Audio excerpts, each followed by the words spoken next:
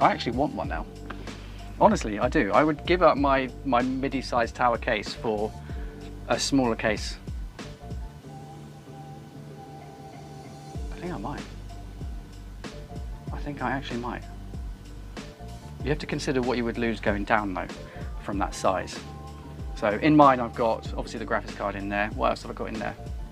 I've got an NVMe controller card. I've got two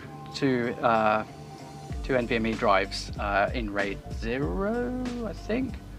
RAID something, I can't remember. Anyway, they're connected into one drive, so it's 1 terabyte, but I'm actually going to be replacing those for one single SSD. Because honestly, there's no improvements. I've had no speed improvements doing it that way. So there's just no need. It's just wearing two NVMe drives out at the same time for no reason. So I'm going to use those for something else.